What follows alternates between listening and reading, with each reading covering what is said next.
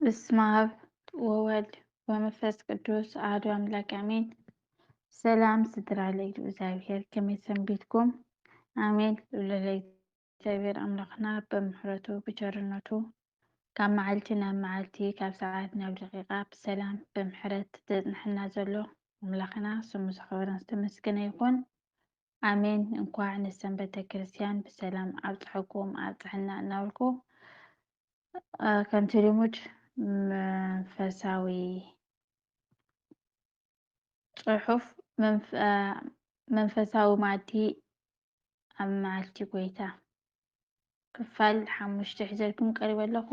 ናብኡ ከብለኩም እየ። ሰናይ ምክትታል። ኢየሱስ ክርስቶስ ኣብ ኦሪት ዘፍጥረት ሕያዋይ ኮሳ ኣዳምን ሔዋንን ናብ ገነት ብዲያብሎስ ተደፋፊኦም ሓጢኣት ምስ ፈጸሙ ኣብ ማእኸላኦም ገነት ሓብኡ ብድሕሪኡ ከምቲ ጓሳ ኣባጊዑ ምስ ጠፍኦ ምድላይ ዝጅምር እግዚአብሔር ከዓ ምድሪ ከይመሰየ ኣብ ማእኸል ገነት ንኣዳም ክደልዮ ተወገሰ። ንዕኡ ኣበይ ከም ዘሎ ጠፊዎ ኣይኮነን። እንታይ ደኣ ቀዳማይ ኣብ ርእሲ ሓጢኣት ካልእ ተወሳኺ ሓጢኣት ከይፍጽም ዘፍጥረት 3 ቁፅሪ 22 ካልኣይ ክስካብ ክንደይ ከም ዘፍቅሮ ምንታን ክገልጸሉ ኣዳም ኣበይ ኣለኻ እናበለ ድምፂ ሰብ እናስምዐ ናብቲ ዝትሓበሉ ኣግራብ መፀ።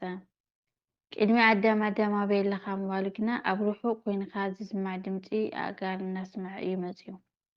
እዚ ድማ ከምቲ ናብ ሓደ ገዛ ሃንደፍ ኢልና ቅድሚ ምእታና ኣቱም ገዛ ኣለኹም ዶ እናበልና ማዕፆ ንኸንኳኳሖ እግዚኣብሔር እውን ብተመሳሳሊ ከምኡ እዩ ገይሩ። ብሃንደበት መፅኡ ኣብ ልዕሊኡ ኮይኑ ኣዳም ኣበይ ኣለኻ ተዝብሎ ነይሩ። ኣዳም ብስምባደ ዛክል ኣብ ልዕሊ ነብሱ ሓደ ነገር መፈፀመ ነይሩ። እዚ ከይኸውን ግና እቲ እሙን ጓሳ ቅድሚ ኣፍ ምዝራቡ ዘጥናነ ድምፂ ናብ ኣእዛኑ ከም ዘብፅሕ ገበራ። ዋላ እኳ ቀዲሙ ካብዚኣ ከይትበልዑ ኢሉ ኣዚዝዎም ይንበር እምበር ሕያዋይ ጓሳ ስለዝኾነ ግና ግቡእ መፅዓቲ ሂቡ ዘመኑ ምስ ኣኸለ ድማ ነቲ ከይፈለጠ ዲያብሎስ ተነቢዩ ትንቢት ፈፂሞሎም። ኣዳምን ሔዋንን ኣምላኽነት እዮም ተመንዮም ነይሮም። እግዚኣብሔር ከዓ ሓሳብ ልቦም ኣስመረሎም። ንስግኦም ወሲዱ ምስ መለኮቱ ኣዋሂዱ ኣብ መንፈስ ስላሴ ኣቕመጦ ፍጹም ኣምላኽ እውን ገበሮ። ስለዚ ንሱ ሕያዋይ ጓሳ እዩ። ከምቲ ንኣዳም ኣብ ማእኸል ገነት ዝደልዮ ነቶም ዝመረፆም ህዝቢ እስራኤል ከዓ ንዘመናት ሙሉእ ነቢያት፣ ካህናት፣ ነገስታትን ተንስኢ ዋስዮም ነበረ። ሓንቲ ታሪክ ኣብ ሓደ ዓዲ ብዙሓት ኣባጊዕ ዝነበረኦ ጓሳ ነበረ። ጓሴን ከሎ ድምፂ ተሰሚዐን ብበትሪ እንተሃረመን ከምቲ ዝደልየን ክኾን ስለዘይተረኸባ ግና ምስ ተሓለሎ ኣብ መወዳእታ እዋን እሞኮም ኣብያንስ ከመን በጊዕ ክኸውን ኢሉ ናብ በጊዕ ተቐየረ ወይ ሓላውየን እዩ። ግና ንሰን ከይፈለጣ በጊዕ ተመሲሉ ናብ ጽሩይ ማይን ጽሩይ ሳዕርን ክወስደን ጀመረ። በርግጥ ሰብ ከመይ ኢሉ ናብ በጊዕ ይቕየር ይክእል ክትብሉ ትኽእሉ ኢኹም። ንኣምላኽ ሞት ኣይሰኣኑ። እዚ ታሪክ ወይ ከዓ ምሳሌ ናይ ኢየሱስ ክርስቶስ ህይወት ዝገልጽ እዩ። ንሱ ካብ ገነት ጀሚሩ ን5500 ዘመን ዝተፈላለዩ ጓሶት እናላቐ እኳ ክጓሰየና እንተፈተነ በቲ ንሱ ዝበለና ክንከይድ ስለዘይከኣልና ኣብ መወዳእታ ስጋ ለቢሱ ሕያዋይ ጓሳ ኣነ እየ እናበለ ኣብ ማእኸልና ተመላለሰ። ወንጌል ዮሃንስ ምዕራፍ 10 ቁፅሪ 11 ብሓቂ ንሱ ሕያዋይ ጓሳ ከምኡ እውን ተወዳዳሪ ኣልቦ ፍሉይ ጓሳ እዩ። ንጉስነቱ ፍሉይ ዘብሎ ድማ ሓደ ጓሳ ብባጊዕ እዩ ዘገልገል እምበር ንባጊዑ ኣየገልግልን እዩ። ንኣብነት ክዓርቕ ሸይጡ ይኽደን። ስጋ ምብላዕ ደስ ኣብ ዝበለሉ እዋን እውን ንገለን ሓረዱ ይበልዐን እምበር ከብተይ ዓቢረን ኣልዋ እሞ ተሸይጠ ሓሰር ክኾን ኣይብልን እዩ። እዚኡ ክመጽእ ከሎ ሃዲሙ ይኸይድ እምበር ኣብ ክንዲ ኣባጊዕ ኣነ ክብላዕ ኢሉ ንህይወቱ ዝሕልፍ ጓሳ ፈፂሙ ኣብዛ ምድሪ የለን። ጎይታ ግና ኣምላኽ ንኩሉ መፂኡ ኣገልገለና። ማቴዎስ ምዕራፍ 20 ቁፅሪ 28 ብሰላሳ ብሩር ተሸይጡ ካብቲ ዝነበርናዮ ባርነት ዓደገና።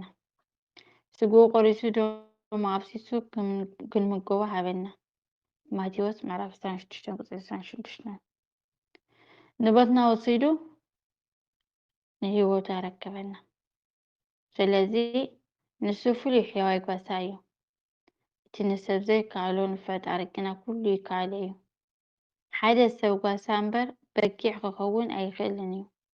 ንሱ ግና ነቢያት ገንሸል ኣምላኽ ዝፅውዕዎ ምእንታና ክስዋዕ ዝመፀ በጊዕ እዩ።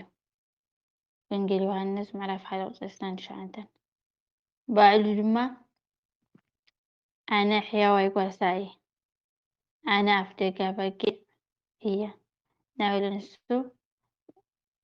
በጊዕ ንሱ ኣፍደገ ባጊዕ ንሱ ሕያው ጓሳ ባጊዕ ምዃኑ በቲ ዘይዕፀፍ ቃሉ መስኪሩልና እዩ።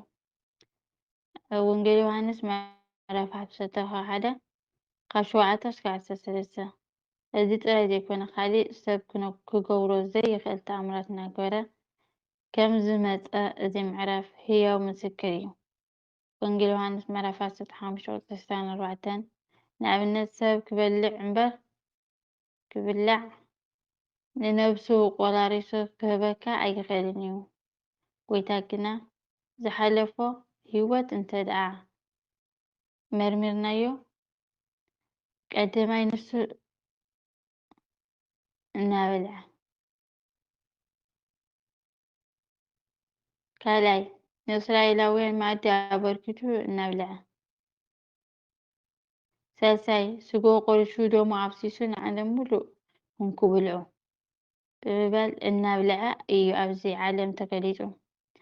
ስለዚ ንሱ ሓቀኛ ገንሸል ኣምላኽና፣ ሓቀኛ ጓሳ፣ ሓቀኛ ኣፍደጊ ህይወትና እዩ እሞ ንዕኡ ክብርን ምስጋናን ኣምልኮን ውዳሴን ካብ ዘለዓለም ክሳብ ዘለዓለም ይኹን ኣሜን ኣሜን። ዘውደቅዎን ነንጠቅዎን ቅዱሳን ቃላት ብኣፈ ትጉሃን መላእኽቲ ይታረመለይ። 5ይ ክፋል ኢየሱስ ክርስቶስ ኣብ ኦሪት ዘፍጥረት ሕያዋይ ጓሳ ዝብል ኣቋሪፅና ኣለና። 6ይ ክፋል ክሳብ ንራኸብ ሰናይ ሰንብቶ። ወስብሐት ለእግዚአብሔር ልዑል ወለወላዲቱ ድንግል ወለመስቀሉ ክቡር አሜን።